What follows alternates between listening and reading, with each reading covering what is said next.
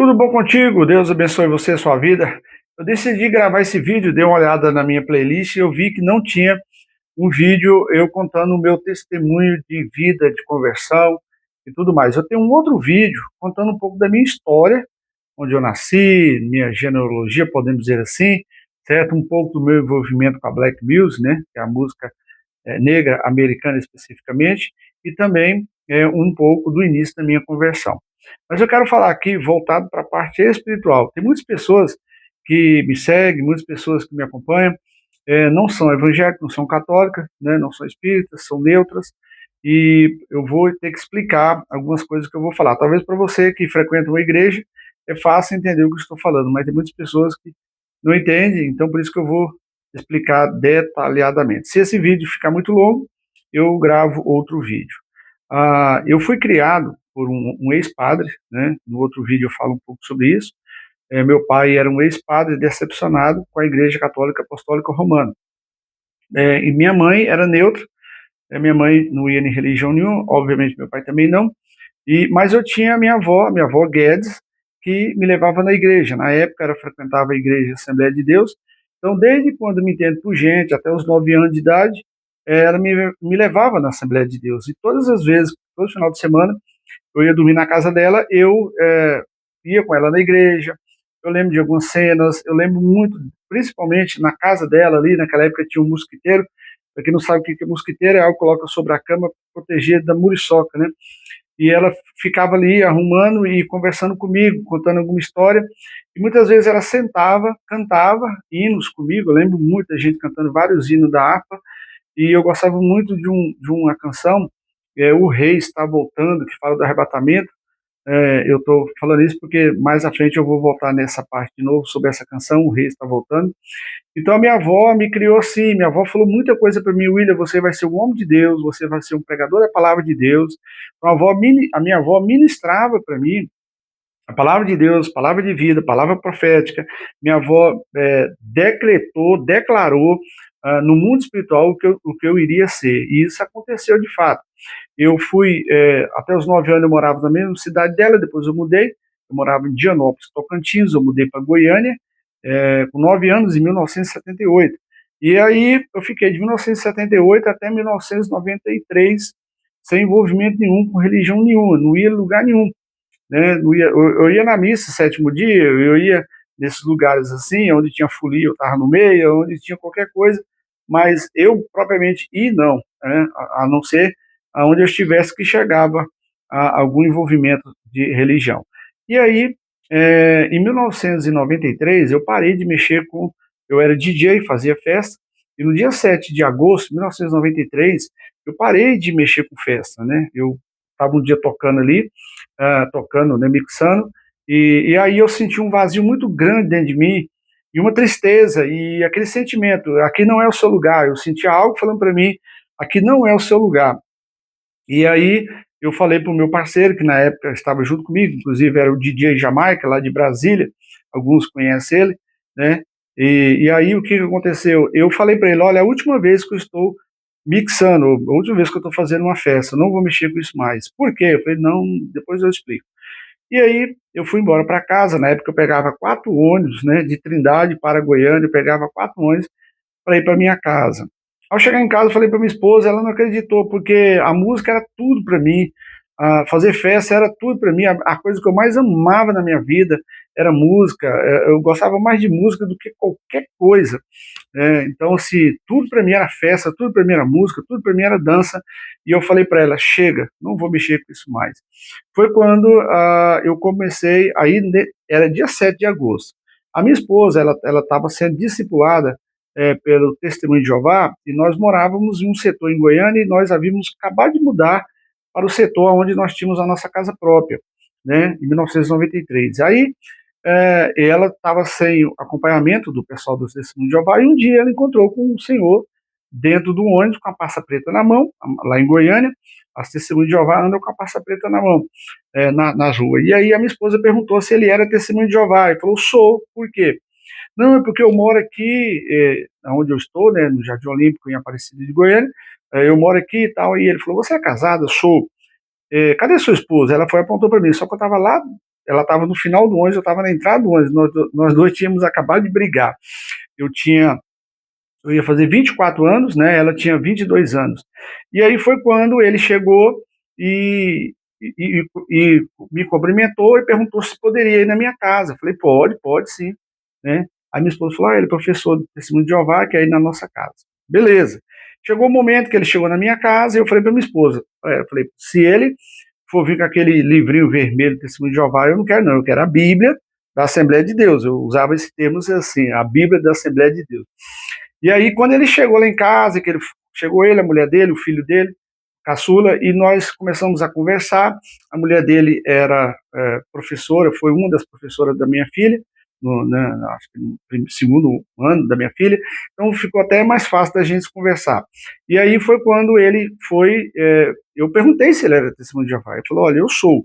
Eu falei, onde é o salão que o senhor frequenta? Ele falou, não, eu não frequento o salão, eu frequento a igreja presbiteriana renovada. Eu falei, o que é isso? Que igreja é essa? É igual a Assembleia de Deus? Ele falou, prega a mesma Bíblia, usa a mesma Bíblia. Eu falei, então eu quero. Resumindo, ali nós começamos no dia 22 de agosto de 1993, ele começou a dar estudo bíblico para mim, para minha esposa, e foi agregando várias pessoas ali, vizinha minha. Só que na época, quando eu parei de dançar, na época eu dançava, eu não bebia, eu não tinha vício, não tinha nada, o negócio meu era só dança, música e ser DJ. O negócio meu era só esse. Foi quando eu envolvi com um rapaz, um colega meu, e me levou para as más companhias, para Vista da Sinuca, Vista da Bebida, as noitadas em Goiânia, para poder estar ali em ambiente de jogos, né, e tudo mais. E eu me viciei na sinuca, mesmo sendo discipulado por esse irmão, eu me viciei na sinuca, e eu lembro que em novembro de 1993, verbalmente eu aceitei Jesus, mas só para agradar o meu discipulador. Olha, toda semana ele ia na minha casa. Eu dava mau testemunho, eu era mal falado pela vizinhança, mal falado pela minha mãe, pelo meu pai, pela minha esposa. Todo mundo falava mal de mim, falava para ele, larga a mão de William, o William não presta, o William não vale nada, né? E aí, por quê? Porque o ambiente que eu frequentava, os lugares que eu ia, e ali, escravo da bebida, escravo da sinuca, estava começando a entrar no alcoolismo. Por várias vezes ele foi dar estudo na minha casa, era quarta-feira, toda quarta-feira ele ia, 8 horas, várias vezes ele chegava lá, eu já estava embriagado. Algumas vezes ele chegava e eu não estava, eu não ia, eu não participava. E chegava em casa, minha esposa falava, olha, o nosso discipulador veio, eu não vou falar o nome dele porque eu não peguei autorização dos filhos dele, porque infelizmente ele já faleceu, já está com Jesus, né? Meus dois discipuladores, que eu vou depois no outro vídeo falar do outro também. Aí foi quando eu chegava em casa, minha esposa falava, ó, discipulador seu aí, vem aí, né? Aí chegou um ponto, pessoal, que tinha várias pessoas ali recebendo estudo, só que aí, devido ao meu mau testemunho, foi acabando e ficou só eu. E eu falava para ele muitas vezes, não larga de mim, não me deixe, não desista de mim. Aí muita gente chegava nele e falava, olha, eu estou vendo o William bebendo, olha, eu vejo o William fazendo isso, eu vejo o William fazendo aquilo, larga a mão do William. Minha mãe falava, meu pai falava, minha esposa falava, a vizinhança falava, todo mundo falava, larga a mão do William, e ele não largava a mão de mim, ele não desistiu de mim. Aí o que aconteceu? Foi quando, em 9 de junho de 1995, sábado, 9 de junho de 1995, dentre tantas vezes que eu ia jogar sinuca com esse colega meu, saía 1 hora da tarde do trabalho, jogava sinuca. Para vocês terem uma ideia, uma vez eu fiquei 48 horas jogando sinuca. Comecei 1 hora da tarde no sábado, fui até na segunda-feira, 1 hora da tarde, jogando sinuca sem parar, rodando ao redor da mesa, só bebendo e comendo tira-gosto. Aí, o que aconteceu? Quando foi no 9 de junho de 1995, só abrindo aspas aqui, deixa eu voltar um pouquinho, várias vezes eu entrava no banheiro ali, no bar, onde eu estava jogando sinuca, e chorava. E eu falava para Deus, Deus, aqui não é o meu lugar, Deus, me tira daqui, Deus, me tira daqui, olha, se você tem um parente, se você tem um cônjuge, se você tem alguém, um pai ou uma mãe que bebe, que usa droga ou outra coisa parecida, ele é escravo daquilo. Muitas vezes ele quer sair daquilo, mas ele não tem força, ele não dá conta. E é isso que acontecia comigo. Eu entrava dentro do banheiro e falava, Senhor, eu não quero isso, tira isso de mim, eu não suporto mais essa vida, não aguento mais essa vida. algumas vezes eu pensei em me matar para ver se acabava, porque eu ficava triste, eu não queria magoar meu pai, minha mãe, a minha esposa. Nós já tínhamos a nossa primeira filha, ela já estava com 4 anos, e aí várias vezes acontecia isso. Eu saía para trabalhar segunda-feira, eu voltava quinta-feira, às vezes, para casa, saía do trabalho, ia para a farra, saía, voltava, dormia no trabalho, e ficava assim, dormia no trabalho, porque eu tinha a chave da empresa onde eu trabalhava, era o gerente, e na época eu ganhava bem, eu ganhava 15 salário mínimo, 12 salário mínimo, e do jeito que entrava, saía, né, gastava. E aí o que aconteceu? Isso é escravidão, né? Isso é escravidão.